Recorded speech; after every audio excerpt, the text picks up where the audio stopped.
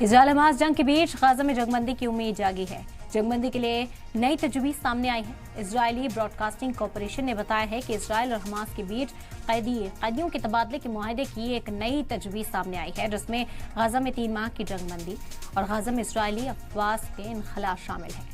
Commission ने ये नहीं बताया कि ये नई तजवीज किसने पेश की, लेकिन इजरायली अखबार येदियोथ और नोथ ने कहा है कि इसमें हजारों फिलिस्तीनियों की रिहाई और शुमाली गाजा पट्टी में बेघर लोगों के उनके घरों को वापसी भी शामिल है।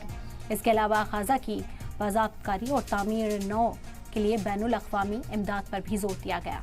कमीशन ने कहा कि फिलिस्तीन और इसराइल ने अभी तक इस रिपोर्ट पर सरकार पर बाज़ाब्ता तौर पर कोई रद्दअमल जाहिर नहीं किया है। ब्रॉडकास्टिंग कॉरपोरेशन ने बताया कि इजरायली जंगी काउंसिल हमास के साथ कैदियों की अदला बदली पर फिर से मुज़ाकरात शुरू करने के लिए कतर की जानिब से एक नई तजवीज़ पर तबादला ख्याल करेगी।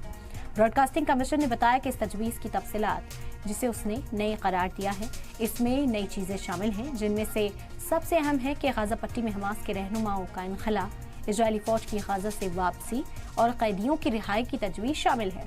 इजरायल का कहना है कि हमास के मेंबर जो 7 अक्टूबर को गाजा से जनूबी इजराइल में घुस आए थे, उन्होंने 240 इजरायलियों को यरगमान बना लिया था, जिनमें से 130 अभी भी गाजा पट्टी में हमास की कैद में है।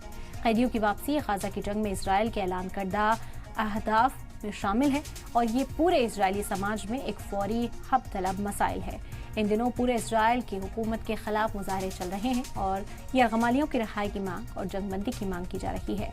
इजरायल में दीवारों, बस स्टॉप और दुकानों तक पर कैदियों की तस्वीरें लगाई गई हैं और मांग की जा रही है कि इजरायली कैदियों को हमास की कैद से फौरी तौर पर वापस लाया जाए। प्रेशर नेतन्याहू पर बनाया जा रहा है ताकि नेतन्याहू यहां बातचीत का रास्ता अख्तियार करे, क्योंकि जंग के जरिए फिलहाल कैदियों की रिहाई मुमकिन होती नजर नहीं आ रही। हमास भी वजिद है, मुकम्मल जंगबंदी की मांग कर रहा है। हमास की ओर से कहना है कि जब तक मुकम्मल जंगबंदी नहीं हो जाती तब तक इजरायली कैदियों को छोड़ा नहीं जाएगा और इसी वजह से जोर इस बात को लेकर अब दिया जा रहा है कि जंगबंदी पर बात हो, कोई रास्ता यहाँ पर अख्तियार किया जाए ताकि जो आवाम है फिलिस्तीन की वो घरों को लौट सके, एक बार फिर से यहाँ रिडेवलपमेंट की बात हो सके, क्योंकि इजरायल साफ कर चुका है कि गाजा पर कब्जा उसका इरादा नहीं है, अपनी सिक्योरिटी को यकीनी बनाना उसका इरादा है और हमास का खात्मा ही जो मकसद है इस जंग का वो देखा जा रहा है। लेकिन अब जब ये नई तजवीज़ पेश की गई है, आपको बता दें कि इस तजवीज़ को ज़ाहिरी तौर पर कहाँ से लाया गया, किसने इसे पेश किया, इस पर कोई इंकशाफ नहीं हुआ, लेकिन ज़राए के हवाले से यही खबर है कि नई तजवीज़ है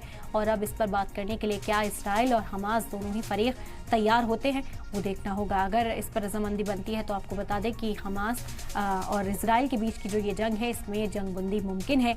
जंगबंदी के लिए नई तजवीज़ सामने आ चुकी है। इजरायली ब्रॉडकास्टिंग कॉरपोरेशन की ओर से ये जानकारी सामने आई और इस तजवीज़ में 3 महीने की जंगबंदी का जिक्र किया गया है।